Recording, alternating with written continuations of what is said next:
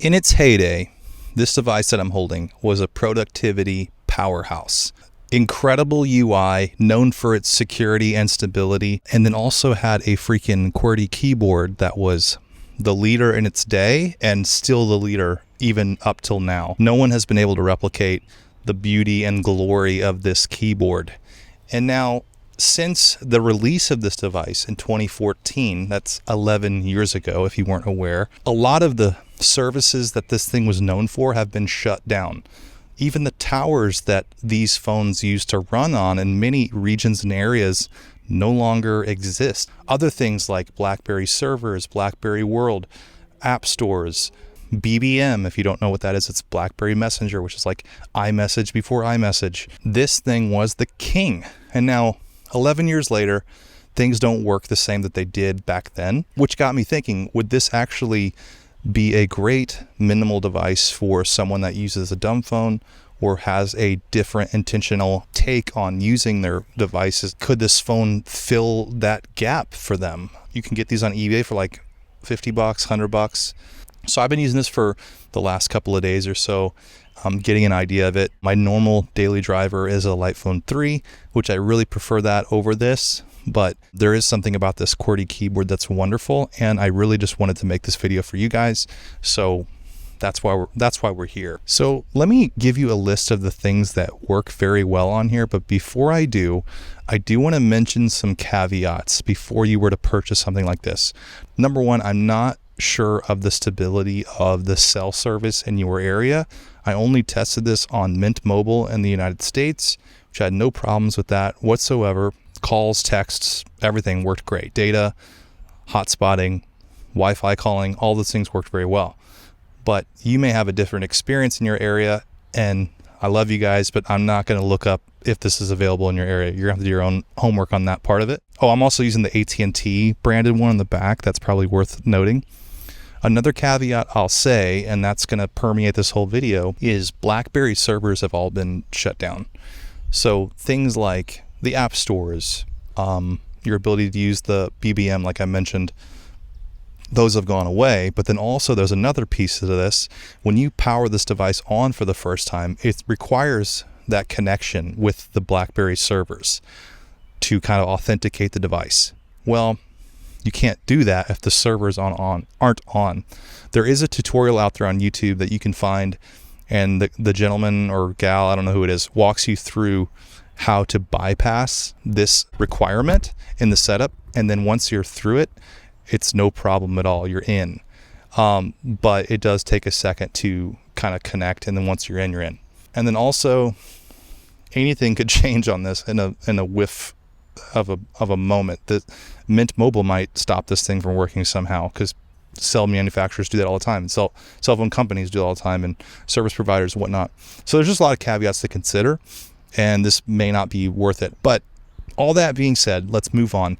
I want to tell you the things that this thing does well. Things like WhatsApp and Signal, I don't know if they work. I assume they don't, but they might.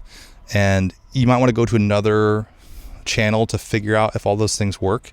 But I'm going to tell you things that do work for me that I care about, and you can take them or leave them. Here we go. I got a quick list here. Texting, both SMS and MMS work great. Phone calls, Wi-Fi calling, hotspot, full QWERTY keyboard for typing out long messages, and even YouTube scripts like this one. I typed this whole shebang on this thing. 1080 video recording, decent, not great, but it works. They also have 720p at 60 frames per second. There is a Google Maps APK that you can download on this and put it on there that works, which gives you turn-by-turn directions, and it's not actually saving any of your data to a Google account. It works like offline somehow. So you can also get Gmail on here to work, but you do have to sideload an app called Aquamail.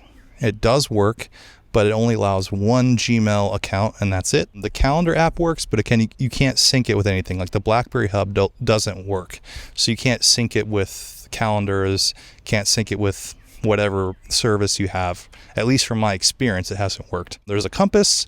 There's a file manager with SD card support, which is great. You can just put all of your music on there and pop it in here, and it works great for listening to offline music, for like an iPod or something like that. It has an FM radio capability with wired headphones. Also the ability to sideload apps, like I said, things like F-Droid. I'm not really into doing that stuff, but you can do it if that's your thing. Also, there is an ability to add Google Chrome on here, a very rudimentary, basic version of Google Chrome that allows you to look up things. It isn't spectacular, but it does work. There's a kitty behind me. Hi, kitty. And one last thing I want to talk about is the note-taking app that I'm using this. It has a voice memo feature in it that just makes the voice memos on this thing crystal clear. They sound great. This is a voice recording test to see how this sounds in the wild and what things feel like. Yeah. So this could be a really great voice memo tool. Now, getting the attachments off of here, you would basically have to save it to the SD card and then move the SD card over your computer. Same things with photos and videos. That's going to be the best way to get the images and stuff off of this device. I want to show some tests of the video camera and the photos. Here's a test of the video to see how it sounds and looks. You have to use the rear facing camera to use the video. So there's no selfie video, which might be fine for some. And I don't know what the audio sounds like. The camera's about 2 feet from my face, right at eye level. And yeah, how about we walk around a little bit? So walking around, probably not stable. And then let's show some other footage here.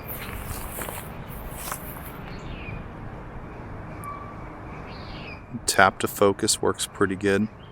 Last thing we want to talk about majorly is the hardware. This phone looks so good. It's stunning, and it's a conversation starter. People will ask you about this because if anyone is over the age of 25, they're going to be like, whoa, is that a BlackBerry? I miss my BlackBerry. Everybody misses their BlackBerry. Everybody. Even the people that still use iMessage and things like that remember a year when BlackBerries were king. And I miss them too.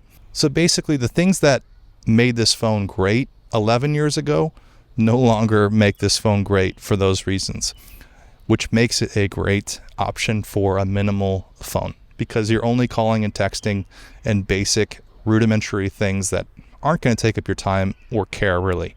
You're not going to get lost in this thing except for to take a note, to write something down. And that's not that big a deal, I don't think, if you have to use your cell phone to take a note on something. I'm a big fan of BlackBerry Classic.